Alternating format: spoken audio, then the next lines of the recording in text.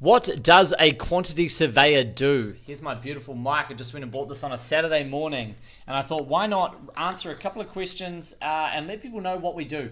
So my name's David. I'm from the QS guys. So I used to have a building company, and when I first dived into social media marketing, I was generating 130 leads a month. So as you can imagine, that is a lot of business to get through and a lot of estimates to send out. Okay, so I believe there's two types of QSs. All right, there's the pre-construction versus the in-house explained. All right, so the QS numbers in construction, so obviously what we do is we plan, price, control, so costs can stay viable, buildable, and on budget. But the biggest thing is pre-construction estimating. So as we know, so many projects don't go ahead. We work for builders all across New Zealand, Australia, and the UK.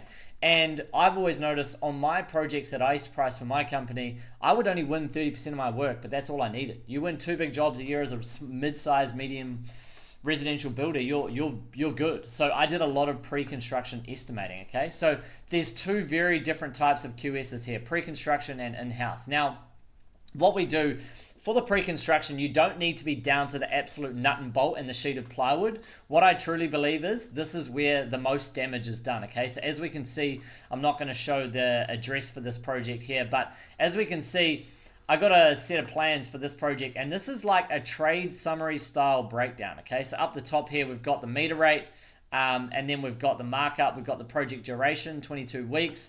Now, there were two types on this project here. So there was option A with a basement, just over a million pounds, and then option 2 without the basement, 868,000 pounds. So we gave two elemental estimates of roughly what it was going to cost. Now, this was just to get the client feasible to go to the bank, see if they could afford it. The builder doesn't have to invest £1,000 in a full detailed BOQ, and this is a great way just to assist and see whether the project's viable. So when we come back to this, we look at, is it viable, is it going to go ahead?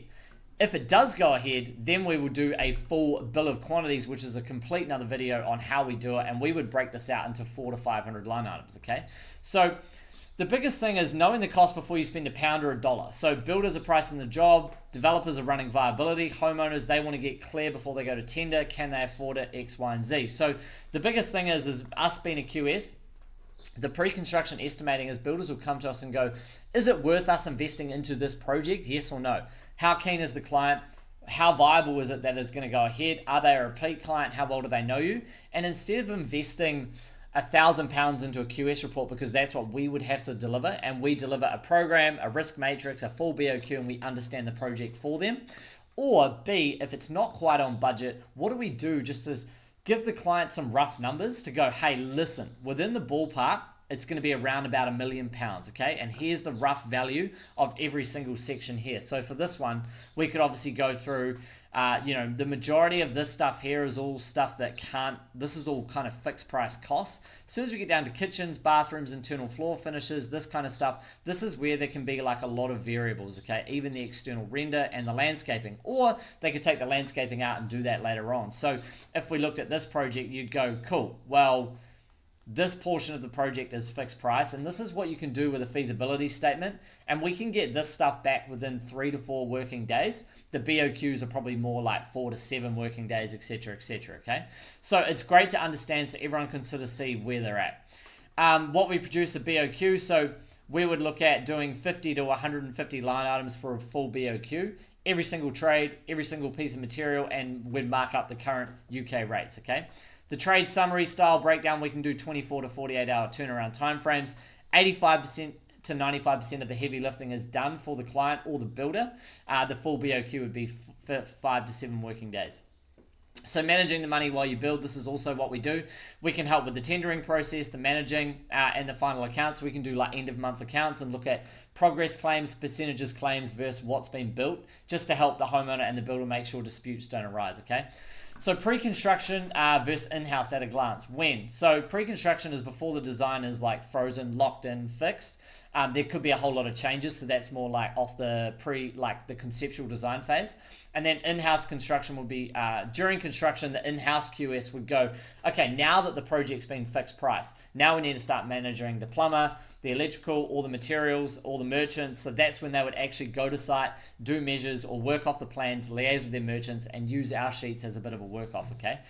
Pre-construction is fantastic for builders that are quoting a lot of work and know they only win 30% of their work.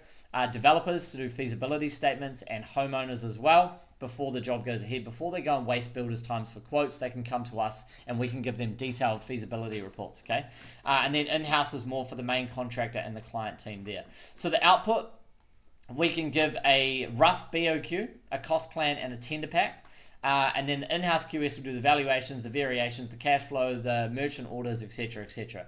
Our goal is to get it within 20%. Okay, that's what I think we can do before going through to the full design stage. The in-house QS is cost control and fair and final account, and obviously managing month-to-month subs, making sure labor's on budget, making sure they stick on budget, and any changes are being accounted for, and lodging variations. Okay.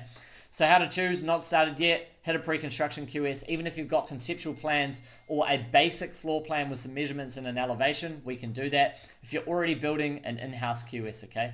So the main thing here is, if you're at an idea stage, you want to get one of these. These are anywhere between sort of 350 to 600 pounds or $1,000.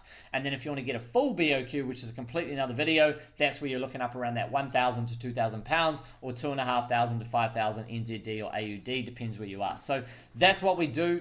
QSs are there to help with managing projects before they go ahead or once they're in construction when they go ahead. So if you're looking for a reliable QS at feasibility stage or full reporting, let me know. I used to have a building business. Now I'm in the QS game. We've got a team of 15. I love this stuff. Thank you very much. Comment below if you thought this video was enjoyable.